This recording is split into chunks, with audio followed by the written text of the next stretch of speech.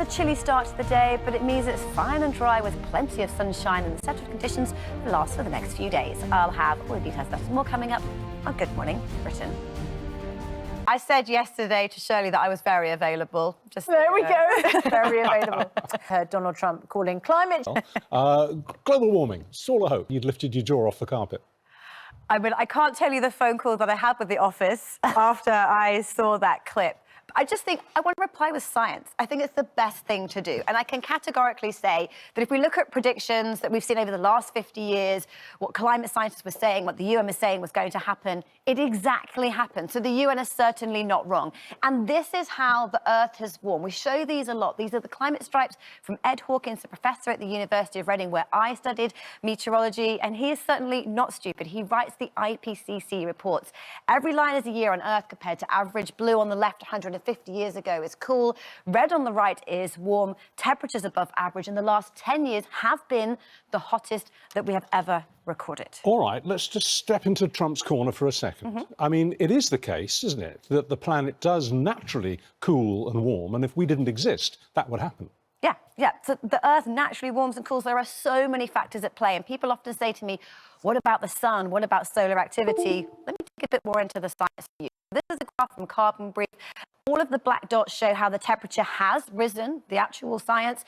And this yellow line here looks at how the sun, the factor of it the sun orbiting the Earth, and how it gets warmer and cooler as we get further and closer away from it. The yellow line shows the impact of solar activity.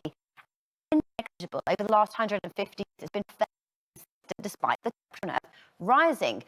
But if we look at what's happened with greenhouse gases, causing this is the red line, and the fossil fuels have caused temperatures to rise on Earth almost directly in line with what we've seen as observations. And there are so many factors at play. We have volcanic activity, which is the orange line, which has helped to cool our planet. We have aerosols, this dark green line, which has also helped to cool the planet.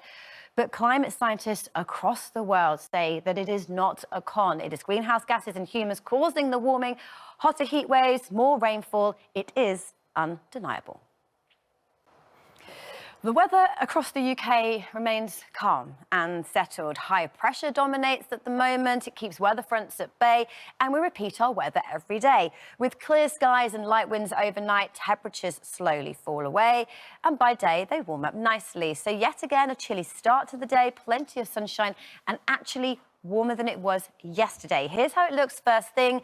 Largely dry, still a few showers for northern and eastern areas. They're very light, but temperatures again, single digits, chilly when you step outside this morning, and again a touch of frost across Scotland. Now, as we head through the day, the last few days we've seen a lot of cloud in the east and a fair few showers, fewer showers around today, largely dry.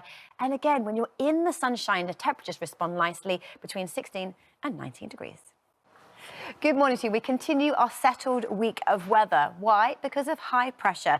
It's sitting like a force field across the UK, and it blocks weather fronts that are queuing up in the Atlantic for the time being. Later on this week, we see weather fronts move in, but for now it is fine and dry. And with clear skies overnight, the heat radiates into space, causing the temperatures to fall. So a chilly start, but then the sunshine warms it up nicely in the day. So this is how it looks first thing this morning. The satellite shows very little in the way of cloud. The radar, the blue, picks out some showers, but for many of us, we are starting off dry. Temperature-wise, single digits. It is chilly. You need that extra layer first thing this morning. Put sunglasses at the ready because there's blue skies taking us through the day. A little more sunshine than yesterday compared to central and eastern areas, and drier as well. We had a lot of showers in the southeast yesterday, but here it is looking largely dry. And the temperatures bounce back after a frosty start for some. 15 to 19 degrees, that is smack bang where it should be for the time of year, and feeling pleasant in that sunshine. So let's see how things change as we head through the next 7 days. For the next few, we keep the high pressure. It stays fine, dry, settled. It certainly isn't that warm though. But this is how it looks across the north of the UK. So Scotland, Northern Ireland, northern areas of England, our temperature compared to where they should be, pretty much around average.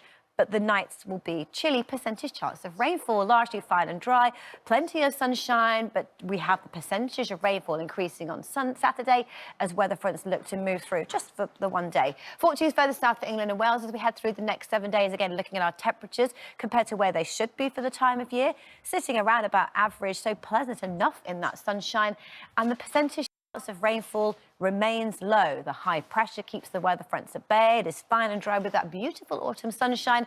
But just in time for the weekend, weather fronts battle back, bringing cloud, rain and showers. But the sunshine looks set to return as we head through to next week.